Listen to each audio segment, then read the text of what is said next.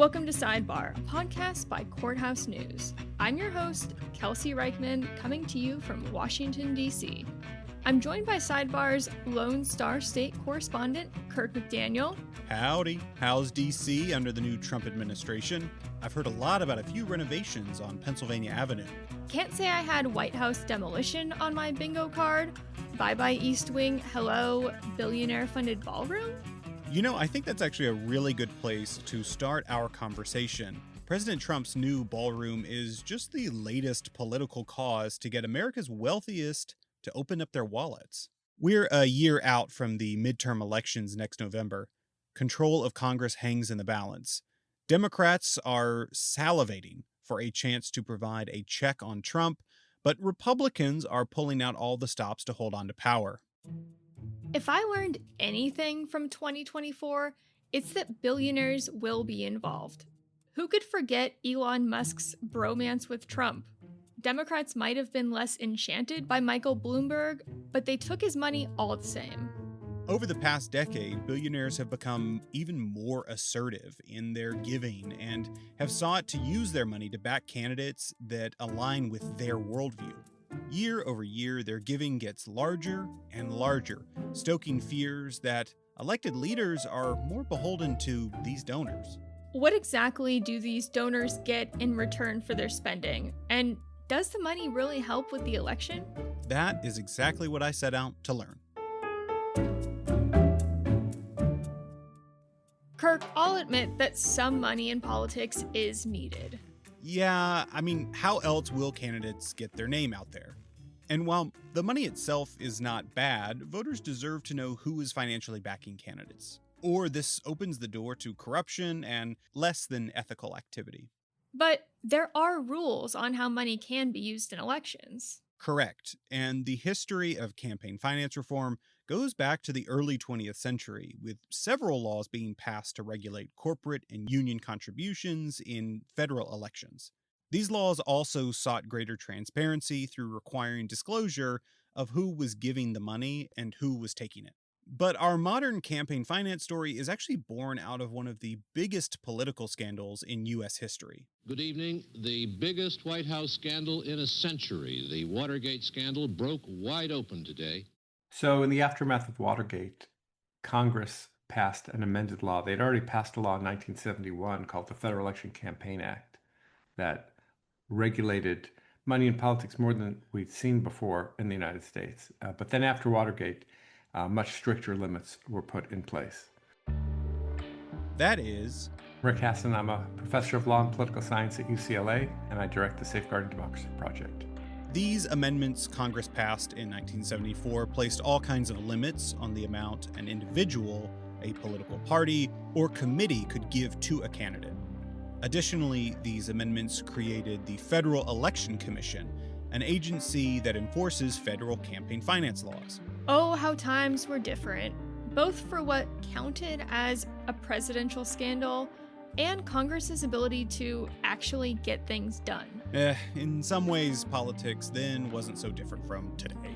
How do you mean?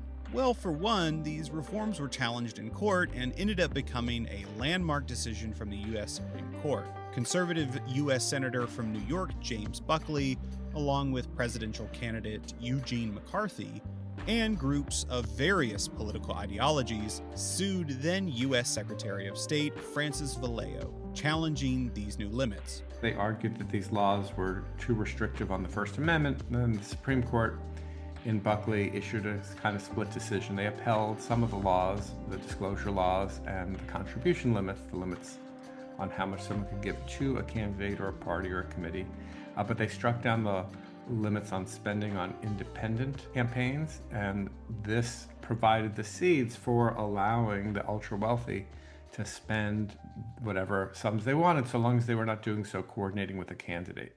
The argument linking political contributions to protected speech gained traction through the Buckley decision.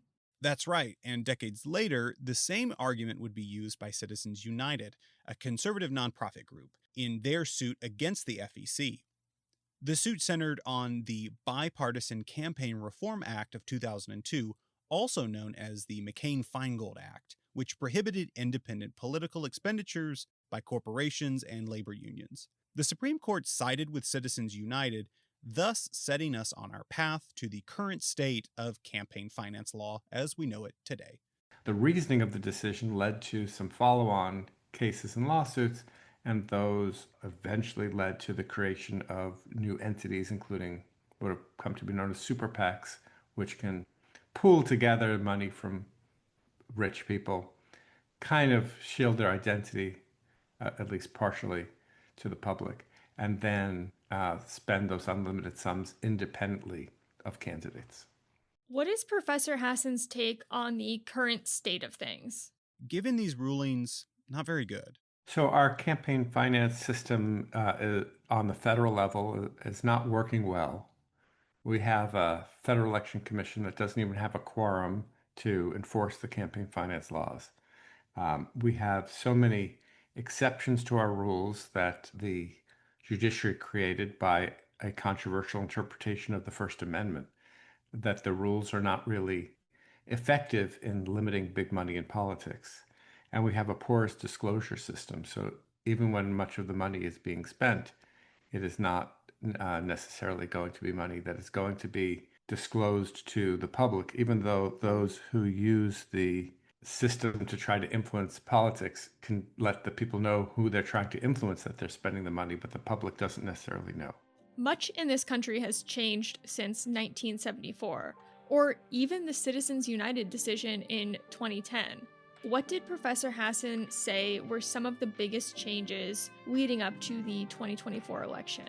For one, the ability to spend your money without people knowing its source has really been a big thing. You know, George Soros wanted to run an ad as George Soros. It would say paid for by George Soros, and then some people wouldn't like that, or some people, might judge the ad based on who that is, and a lot of people didn't want the identity. And so even back in 2004, when George Soros wanted to spend money to support Democrat John Kerry for president against George W. Bush, Soros funneled the money through a political committee, which he wasn't really allowed to do at the time. It was uncertain as to what the law was, and the Federal Election Commission eventually fined the group that he gave the money to and said, you really can't take contributions over $5,000. So now it's easier to give money through these committees and for the identity to be not hidden because it's in the publicly filed reports, but it's not on the face of the ad. It doesn't say who is funding America's PAC or whatever the name of the thing is going to be. I'm Kamala Harris, and I approve this message. I'm Donald J. Trump, and I approve this message. FFPAC is responsible for the content of this ad. The amount of money that these donors are giving has only grown larger and larger. Professor Hassan told me that in the 2024 election cycle, billionaires were tacking on more zeros to those checks than ever before. Now, something different happened in the 2024 elections. I have been tracking how many of these ultra-wealthy people are willing to dip into their wallets so much that they spend at least $100 million. It's kind of an arbitrary number, but it's a very big number. And until 2016, we didn't have anyone who ever crossed that threshold. Even though, again, after Buckley, that could have been something that a person trying to influence the election could have done through an independent expenditure campaign. So we crossed that threshold in 2016. We had one, and then 2020, we had two. In 2022, we had two. And then we get this explosion in 2024, where there are 9 ultra-wealthy people, each spending $100 million, each trying to get Trump elected and Republicans elected to Congress. Open Secrets, a nonprofit group that tracks campaign finance and lobbying data, found that the top donor of 2024 was Elon Musk. He shelled out a whopping $291 million to Republicans during the election.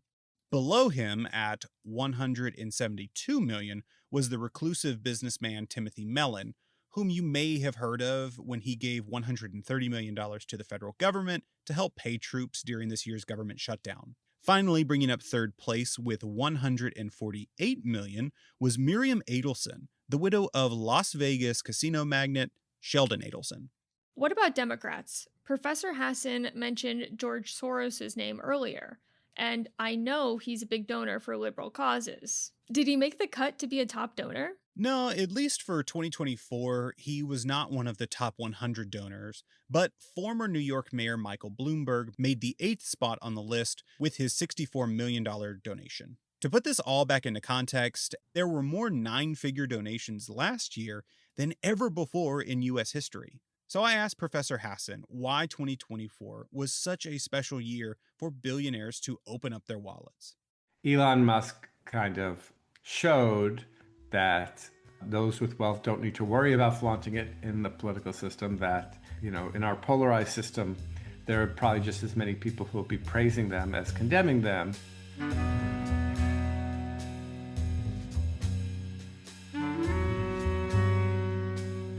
I think a psychological barrier was breached. And so you saw many more people spending the large sums. So far, we've just talked about billionaires giving money. Does all this money actually help anyone win? Well, looking at the numbers, Democrats raised nearly $3 billion for their 2024 campaigns. Republicans, on the other hand, raised about $1.8 billion. So, despite raising less, Republicans maintained control of the House of Representatives, flipped the Senate, and regained the White House. Does the candidate who gets the most financial support always win? The answer is no. So many factors can go into why a candidate wins in a presidential race. The money certainly helps. It allows you to do more rallies, run ads, hire staff for our field offices, but a candidate has to connect their message with the voters and drive them to turn out more than their opponent. For a moment, I'd actually like to go back to your question about money winning elections. While I was researching this episode, I focused a lot on how money drives outcomes. But since money in these federal races doesn't necessarily drive the outcome, what is it getting the person who's spending it? What I think the money is buying is both a greater chance of winning, as well as a greater chance of influencing the political decisions made by the person who's elected that you've supported. It is this idea that brings us back to our biggest spender in 2024, Elon Musk. What did he get in return?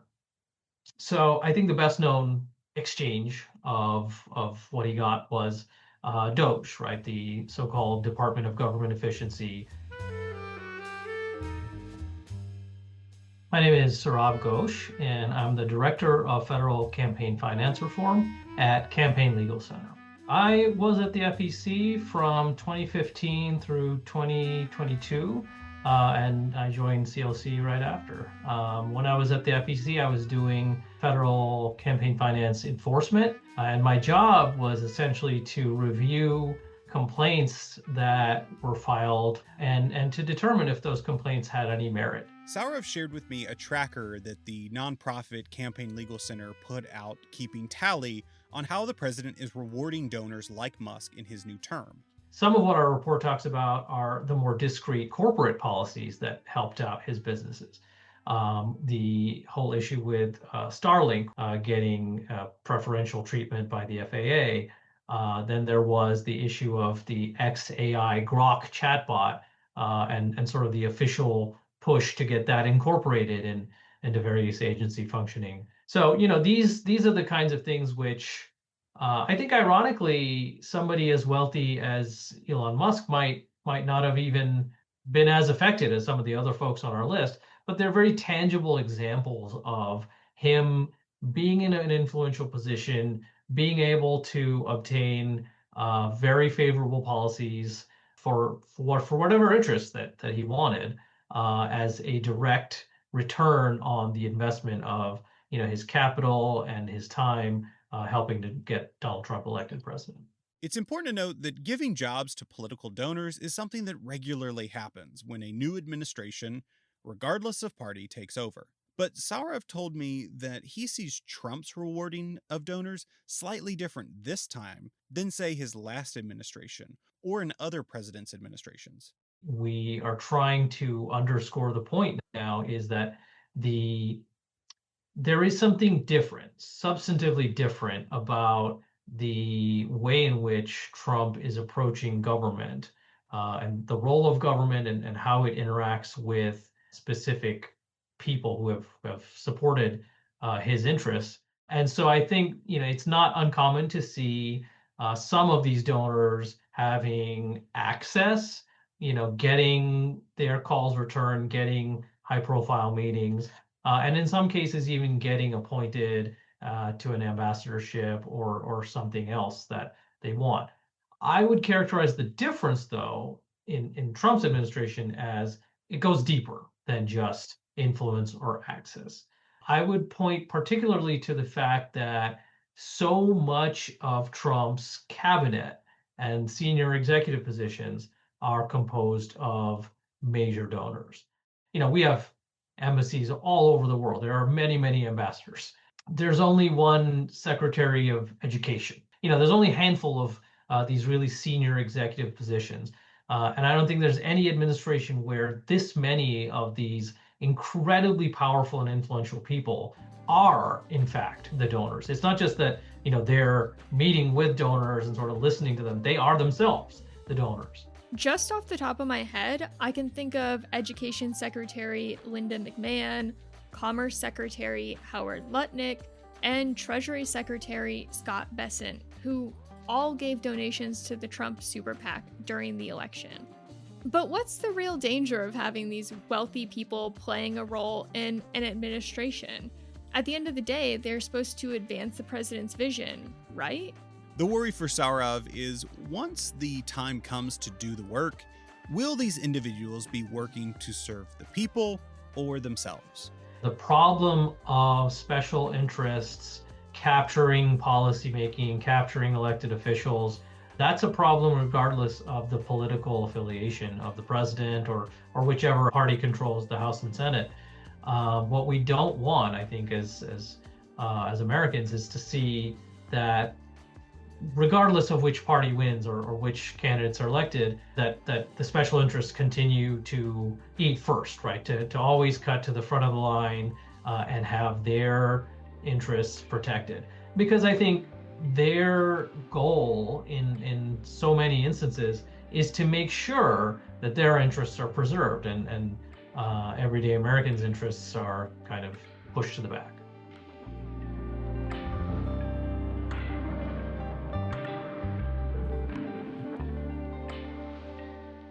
Getting back to how money can help with winning elections, we talked a lot about federal elections, but I like to get closer to home for folks. How can money impact a statewide election or even a local election?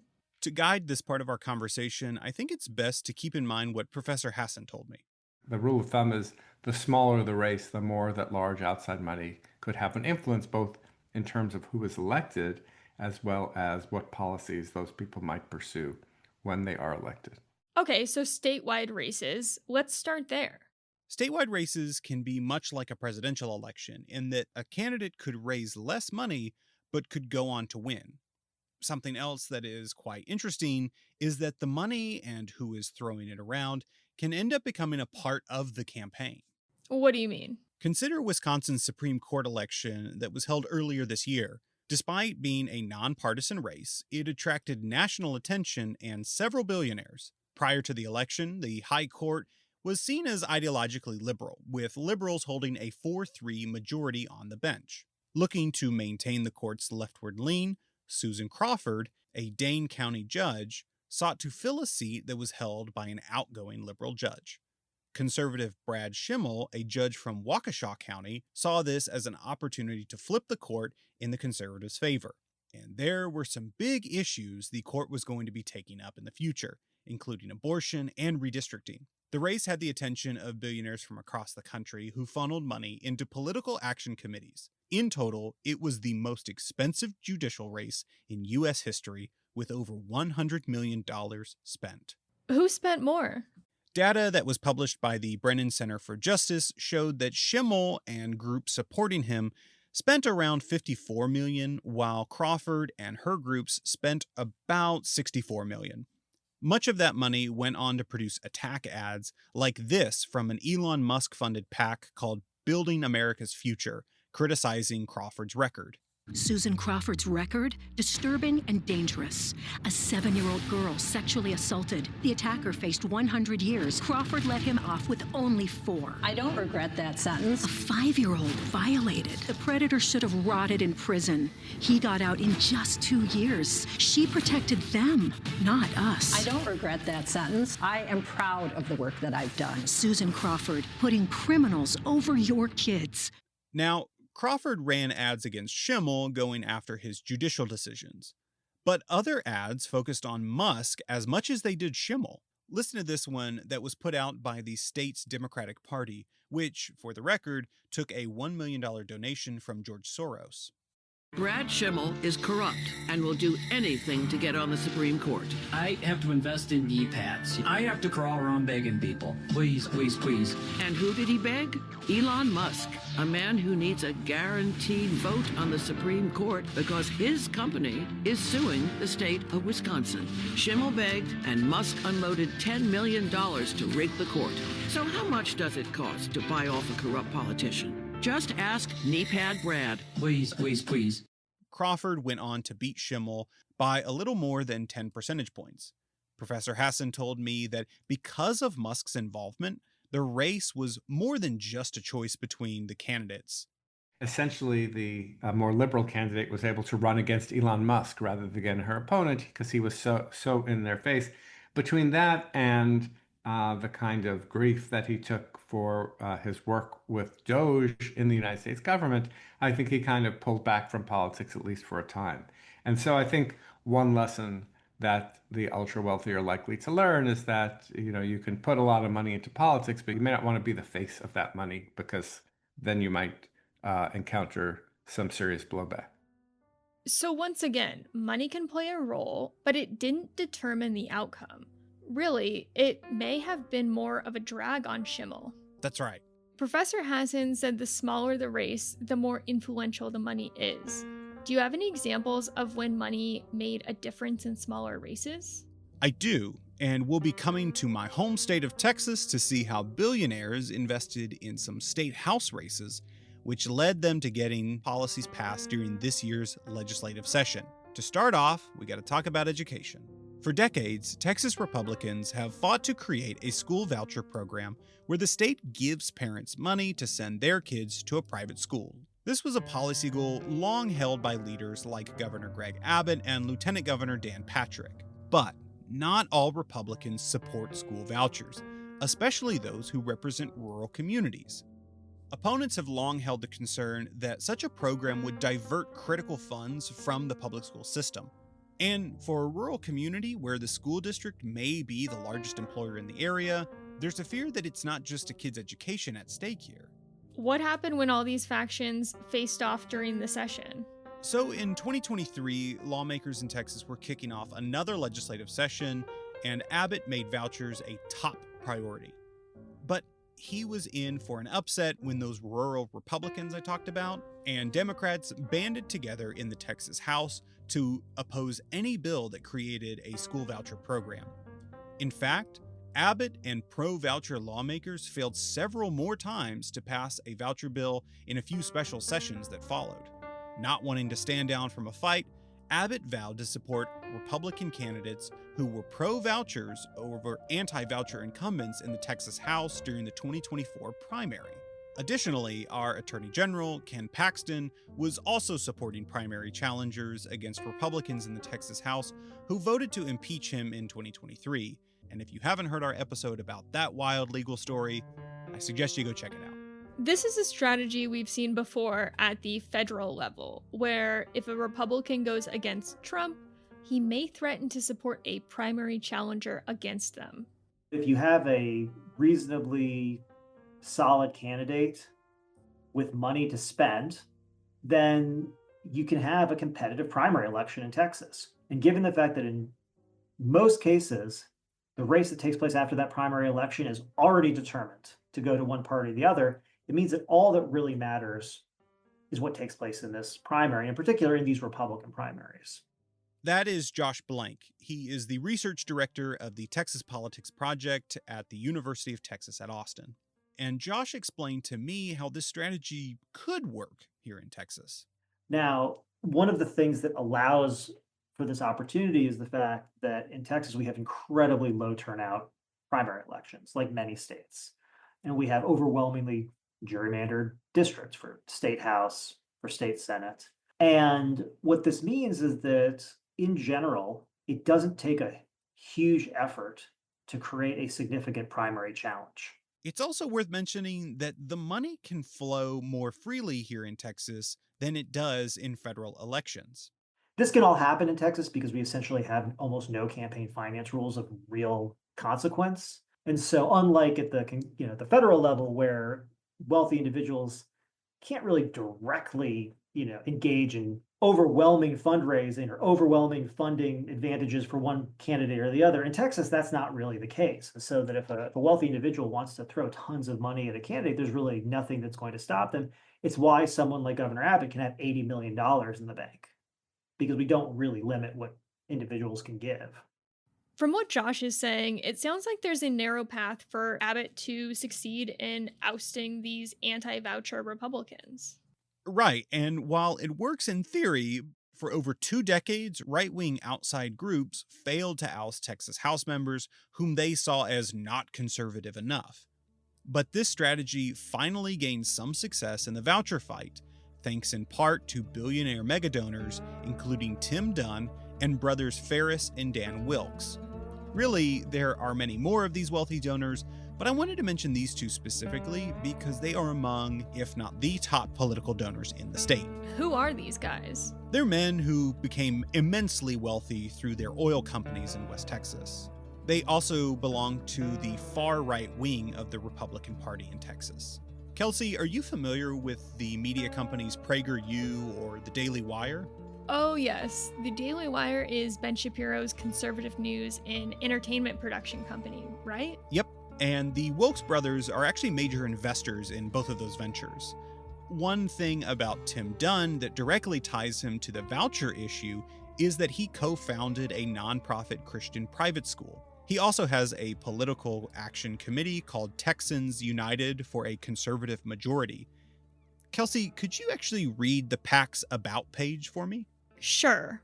Texans United for a Conservative Majority is a grassroots PAC dedicated to supporting and electing true conservatives to political office in Texas. Our PAC is determined to distinguish between genuine Republicans and the Democrat-enabling lawmakers who are Republicans in name only, otherwise known as rhinos. Texans United for a Conservative Majority is committed to promoting candidates who support the legislative priorities of the Republican Party of Texas and oppose the Austin Swamp. Okay, I'm beginning to see how they fit into this larger primary fight. Yeah, they're really opposed to reaching their ends through bipartisanship. Because Republicans control all the levers of state government, there is nothing stopping them from enacting the entirety of the party platform. The problem is the party platform is not a representative document of Republican voters in the state, let alone the state as a whole, because it's the representative document of party activists and the people who are willing to show up to these things. So all party platforms have very extreme policies, sometimes very strange policies, but ultimately it can be used as a weapon against members of the party who aren't sufficiently committed to it. So how did the next election shape out for those Republicans who weren't committed to passing a school voucher bill? The strategy finally succeeded. Once the dust had settled from the March primary and the May runoff elections, 15 incumbent Republicans had lost their seats. Now, Greg Abbott can take a lot of credit for getting rid of these members, but the money that flowed from megadonors to him certainly helped him keep the pressure on these incumbents. He, in many ways, hand-delivered the only success these groups have ever had in getting rid of incumbent Republicans. But it wasn't because of the arguments that they had traditionally made, and it wasn't because these members had somehow failed their constituents, because in most cases, many of them had been reelected multiple times.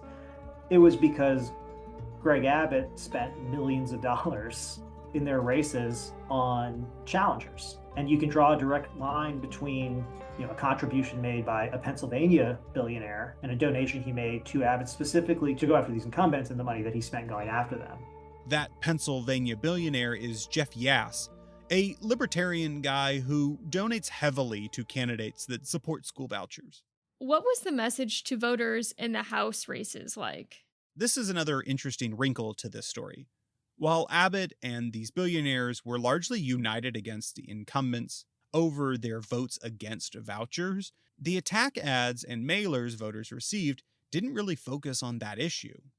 It was notable that most of the messaging in those campaigns had nothing to do with vouchers. And there's a reason for this, which is because vouchers is a niche issue. It's not a main issue for voters in general. It's not a primary issue for Republican voters. So prior to Trump's reelection, the driving issue for Republican voters without any competition at all was immigration and the border. And that's what the campaigns were about. Greg Abbott wasn't running ads in these districts saying that, this challenger to this incumbent was going to finally get vouchers across the finish line. He was running ads in those districts saying, this will be my partner on the border. This candidate is the person I need in the state house to help me deal with the problem of undocumented immigration. Now, that's utterly insane because if you look at the voting record of literally any Republican in the Texas legislature over the last 2 decades, you're not going to find any of these incumbents who have done anything but given their full-throated support to everything having to do with combating undocumented immigration. But that was the issue that they were campaigned against. And that was the issue ultimately, that probably worked. But these were incumbents. That had to have counted for something, right? It certainly did in some races, and those lawmakers were able to fight back and win re-election. For others, they just weren't able to stand up to a well-funded candidate running ads against them. Now, to bring this story on vouchers up to the present day, Abbott and these wealthy donors succeeded in their effort to alter the composition of the state house. And earlier this year, when lawmakers came back to Austin, the fight over school vouchers was renewed. But unlike in 2023, the Texas House, largely along party lines, voted in favor of a bill diverting tax dollars to pay for kids' private school tuition. For many, this voucher fight showed that wealthy individuals aligned with state leaders can shape the future of policy in the state. The biggest question that remains is whether the strategy can be used going forward to pass conservative bills that might not even be popular in the state. Josh said that while it worked this time, it might not work every time. Honestly, I don't think Abbott has ever been aligned directly with these particular donors in Texas, at least in a very overt sense. In some ways, the voucher primaries were notable because they were somewhat of an exception. In some ways, Abbott entering into that space and supporting challengers to Republican incumbents gave these outside donors the chance to do something that they hadn't done before, which is knock off these incumbents who they wanted to knock off for a while. But it's not clear to me that this meant that this was anything more than a temporary alliance, if even an alliance at all. It was more just a confluence of interests.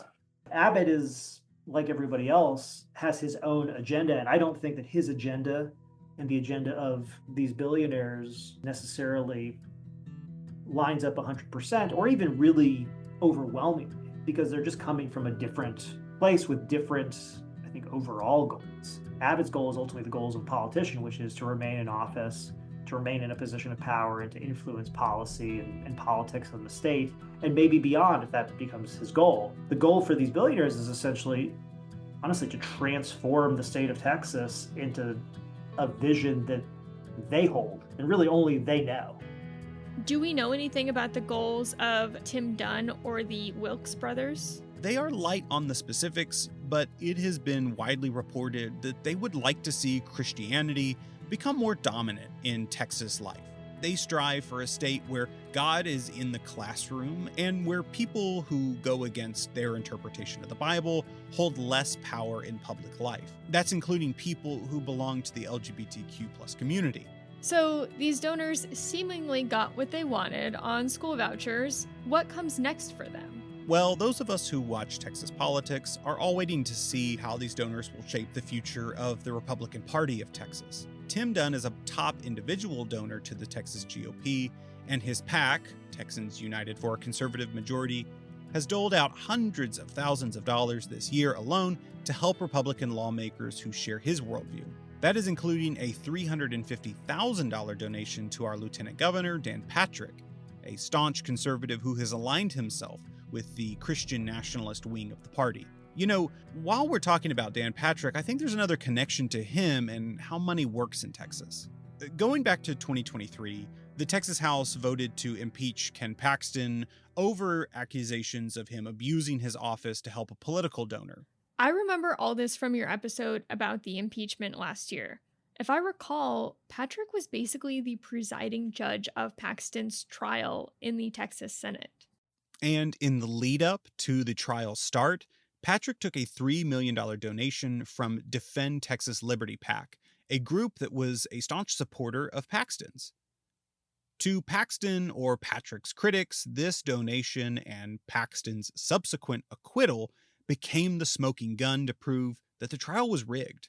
This donation actually came up in a conversation I had with Anthony Gutierrez.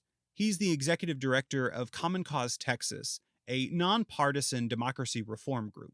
It was right after that, you see Dan Patrick make some really important decisions on like who is or is not going to be allowed as a witness and what type of witness they're allowed, which is going to, influence what type of questions and what kind of discovery is allowed. And those decisions directly led to Ken Paxton, who most of us think was incredibly guilty of so many things and should have been impeached, including, the state House members who did vote to impeach him.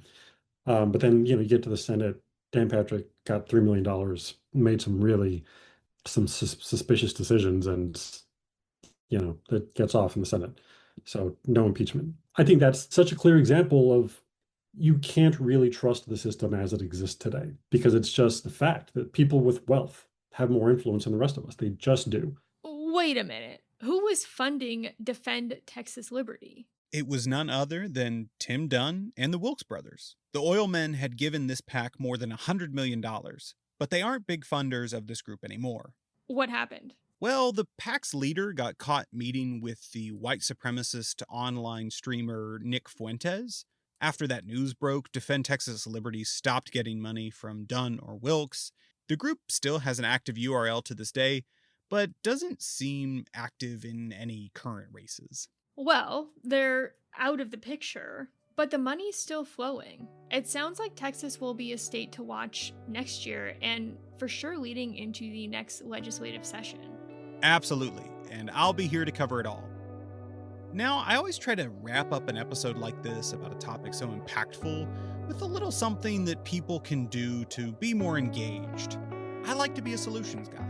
But when it comes to talking about money and politics, there really is no short-term solution, at least when we are talking about federal elections.